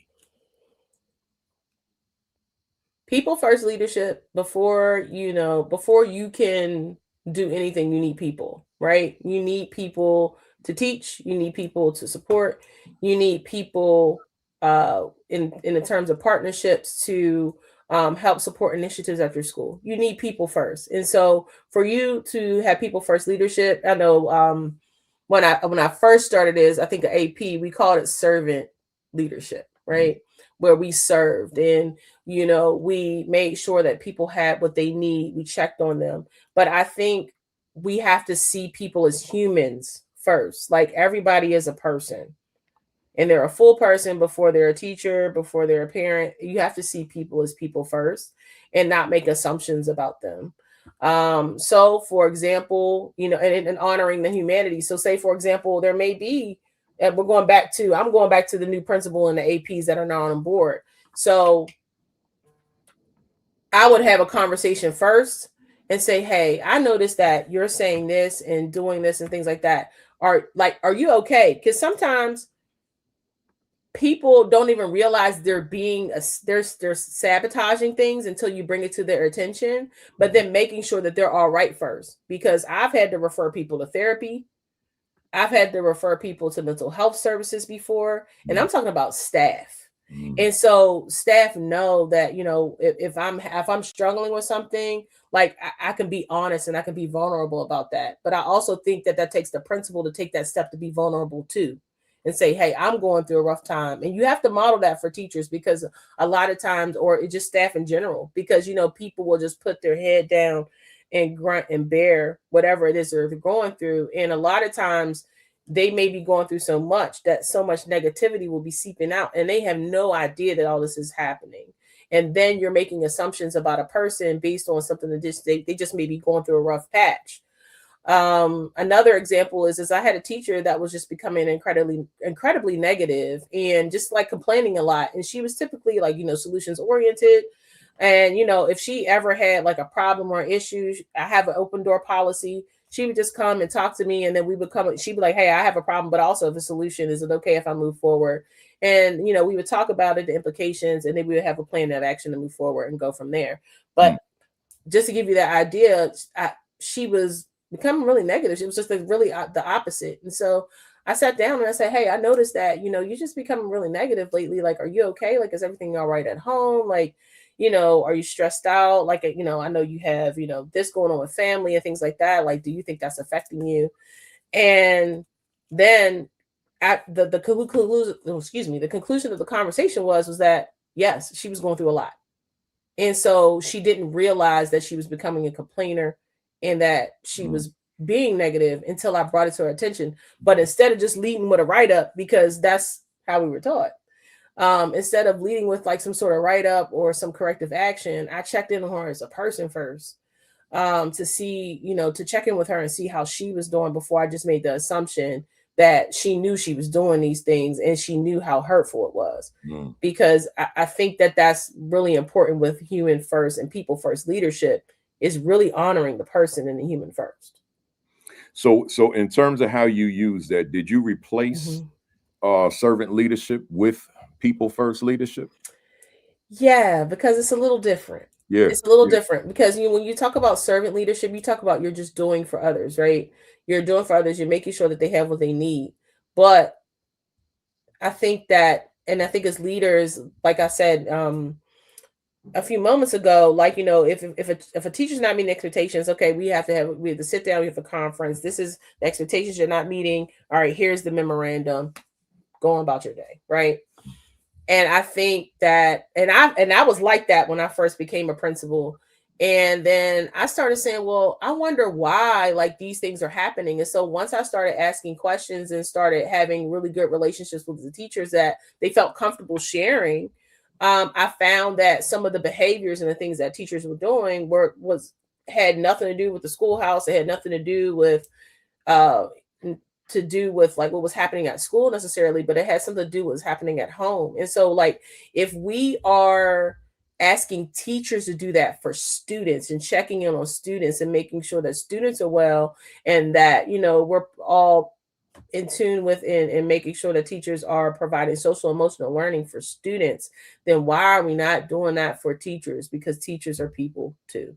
And so I think that human first and that people first leadership is really important, because we acknowledge and we give dignity to teachers and staff as humans. And I think that's why that it's a little different. Yeah, no, I like it. I really do. Let's this video. I decided I wasn't going to show the video. Take up time, but you had this description next to it. And this will take us to the end, and then we'll do the rapid fire questions. But okay, let me read this for the benefit of the fam. You said, and I'm gonna read fast, everybody. But let me say this clearly, somewhat fast. We love even more when the relationship is real. This is a recent post. Not just thank you for all you do, not just showing up when something goes wrong. I'm talking about parents who will ask hard questions respectfully, laugh with us at dismissal chaos, trust us when decisions are tough, tell us the full story, not the edited version, partner instead of posture. Those relationships change everything, because schools run on trust, and trust does not grow from a distance. It grows from conversations, from grace, from, hey, we're on the same team here. When parents, school leaders can work and laugh together, that is magic. That is culture. That is how kids win. If you are a parent who leads with partnership instead of pressure, just know we see you, we appreciate you, and we are better because of you. Elaborate on that for us. What are you saying? So I think there's under the video where it's like, you call a parent about discipline and you end up laughing on the phone. Yeah. And so parents are partners. And I think sometimes we lose sight of that as educators, and we think that they're just supporters for discipline or getting them to get a project done or something like that. They're partners. And parents are such a valuable resource that is often overlooked. And I think that people view parents as, I think parent and teacher relationships and parent principal relationships are also always framed as like contentious in a way, because what happens with parents is, you know, parents, they'll come to the school and say, I have this concern, I have this problem, I have this issue. And then they may not feel heard, they may not feel seen. And then ultimately they don't feel valued about, you know, them being a partner in their child's education. Then that's where the point of contention comes in. The way I approach parent relationships is I tell them, like, we are co-parenting. Okay. We are the parents when they come to school. You're the parents when they go home. And so we need to work together, because the only way our children can be successful is if we both entities work together on behalf of the child. Mm-hmm. And so, but sometimes you don't know what you don't know until someone tells you. And sometimes parents will just tell you like it is. And you have to, like you said, get that mirror. You have to step back and get that mirror and reflect and be like, you know what, that parent was right. This is not the right way to do things. And if this is how one child is experiencing our school, that means multiple children are, and that's harmful. And we shouldn't do those things, or we should change this program, or whatever the case may be, and really accept that feedback. Now, sometimes parents don't always, the delivery is not always good. It is not always positive, but sometimes you have to really sit back and think about the message that is being said, versus just focusing on the delivery. Mm-hmm. And then once again, honoring the humanity in the parent. But like I wholeheartedly believe that parents are partners. We need them for children to succeed. We need them to be involved, and we need them to be supportive, you know, just beyond discipline or getting work done, you know, seeing them in the building, you know, volunteering at different events, being involved in the classrooms. You know, this is how school should be. You know, at one point schools were just, you know, beacons of the community where, you know, parents could come in and out, and they could visit, and they could volunteer, and they could be real partners in education. And I think sometimes we lose sight of that, but I really do appreciate all of the parents out there who are supportive, you know, who make sure their children are learning, who advocate for their kids and for what it is that they need. Because without that insight and without that perspective, you know, you have a huge missed opportunity to really make some improvements in the outcomes for students. Yeah, absolutely. Good stuff. Hey, fam out there, parents are vital, mm-hmm. right? But it's up to you in terms of what that relationship's going to be, right? Bottom line. Good stuff. Let's go through our rapid fire. Okay. 21 questions.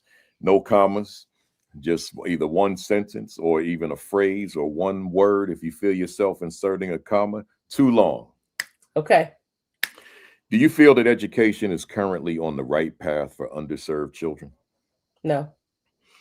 Do you feel that true equity can occur in America's schools for Black, brown, and other underserved students? Yes and no. Does Principal Mo's work contribute to the progress we desperately need? Yes. If you could do a reset on your life, would your line of work be different or the same? The same. Why do you continue to do this work? For the betterment of kids. What fires you up particularly within the work that you do? Creating change in the trajectory of our students' lives. What do you dislike about the work you do? Bureaucracy. What has been your greatest victory in your work?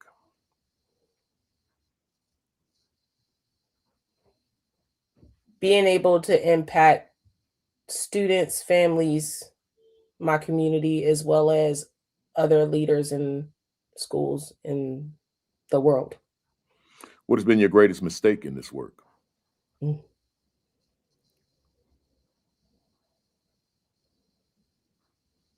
Making assumptions. What has been your greatest challenge in this work? Getting out of my own way. Are you proud of your first year as an assistant principal? Yes. Are you proud of your first year as a principal? Yes. Who inspires you in your work? Principal Ra. Good man. What book do you recommend for the fam out there this afternoon? See, I knew you were gonna ask that. Now it's supposed to be rapid fire. Hold on. This one, the 5 love languages of appreciation in the workplace. Oh, I got the blur on, so it's like blur. Yeah, I see. Yeah, good stuff. Give us that title one more time. The 5 love languages of workplace appreciation. What do you want to accomplish that you haven't accomplished yet? Open my own school. Are you satisfied with where you are professionally? Yes. Is there another gear to your leadership, or are you at peak performance now? There's always room to learn. What would you say to an AP out there who continues to face closed doors to the principalship? Keep going. What would you say to a leader out there who's lost their leadership passion? Create joy every day. What would you say to a leader out there who's lost their leadership confidence?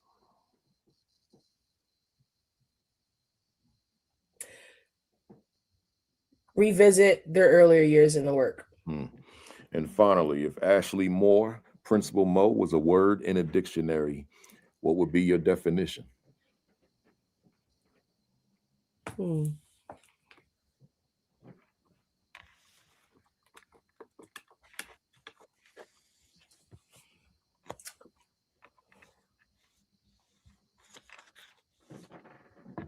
That's a hard one. All right, so definition.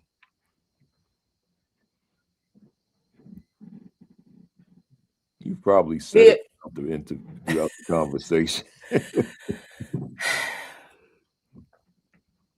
Well, I would just say that I'm your neighborhood friendly principal. There you go. That's it. That's it. That is it. That's it. Well, I would say, let me be the first to applaud you, but the regulars have been applauding for the past 2 minutes. But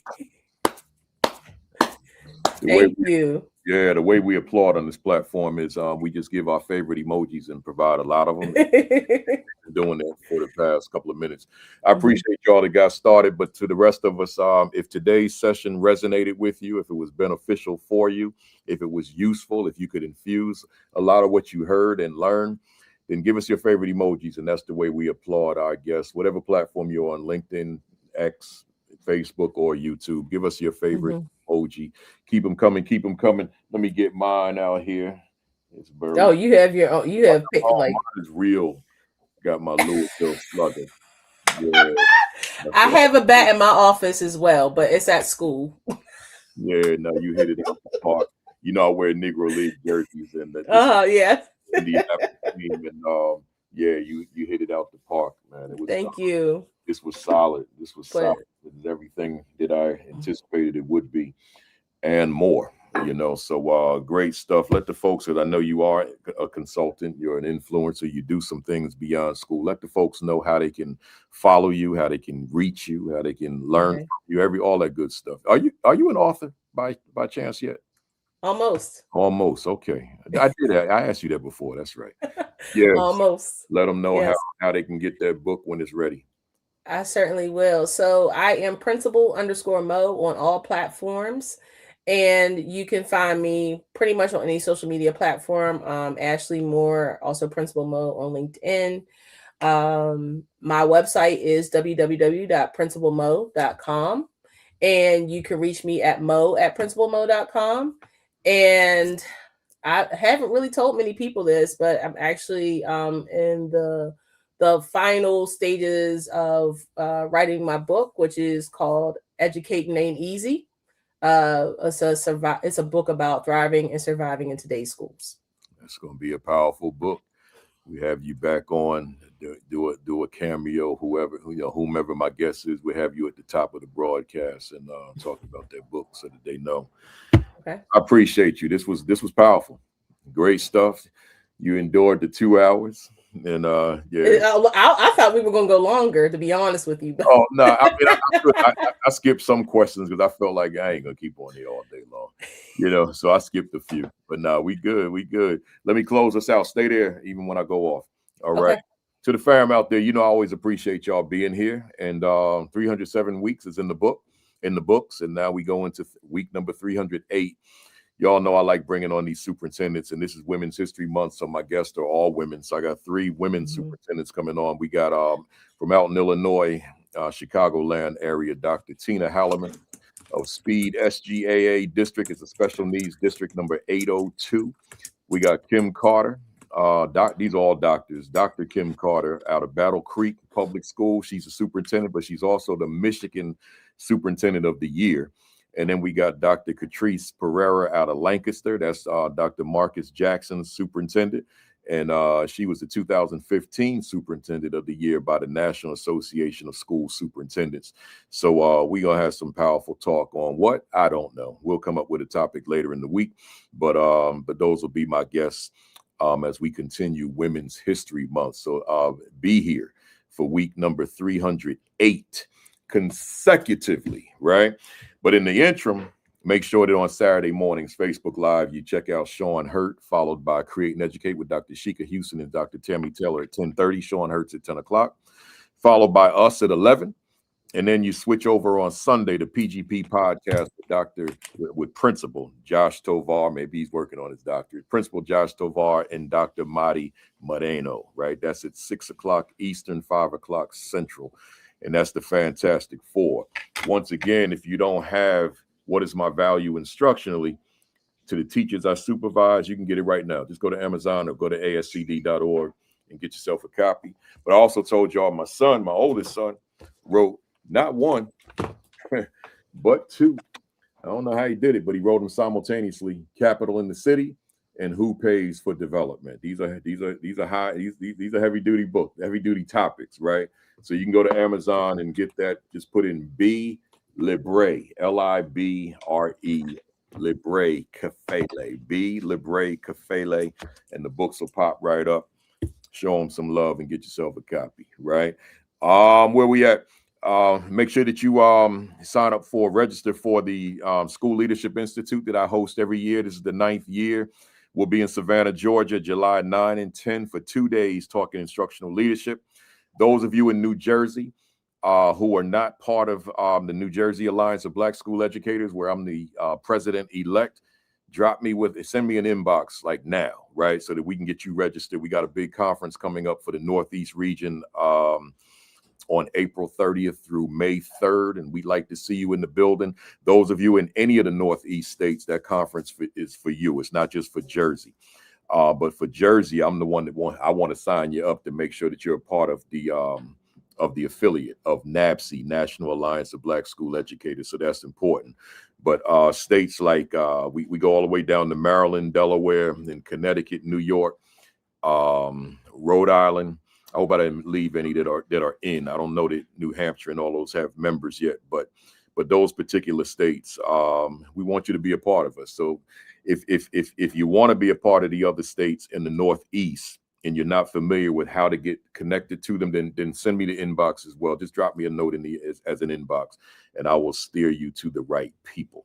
Right? That's the National Alliance of Black School Educators, NABC, and the New Jersey affiliate is the one I belong to, and I'm the president-elect. Subscribe to the AP New Principals Academy YouTube channel. Hey, y'all, we hit 25,000, man. I forgot to tell you that during the intro, but we hit 25,000 subscribers. So I'm pleased about that. So now the next plateau is 26,000. So keep on subscribing, y'all, to the YouTube channel. We 25,000 strong. That means if I took all 25,000 to see the Knicks at Madison Square Garden, 5,000 of y'all got to wait outside. Right? That's all right. That's all right. So visit principalkafele.com for further just resources. And then finally, your diet, your exercise, and your virus precautions. Make sure that you're taking care of you. I went to the bagel shop this morning. I could have jumped in the car and driven, but I walked down there. It's only about a half mile, but I still did the walk, and then I walked back. So that's a mile. We got it in, and then I hit the gym tomorrow. Other than that, y'all have a great week. Have an extraordinary week. Have your best week yet. Peace. Flip it. Peace. Thumbs up. Cock that fist back. Count to 3. 1, 2, 3. Bam! I'll see y'all next Saturday at 11 o'clock.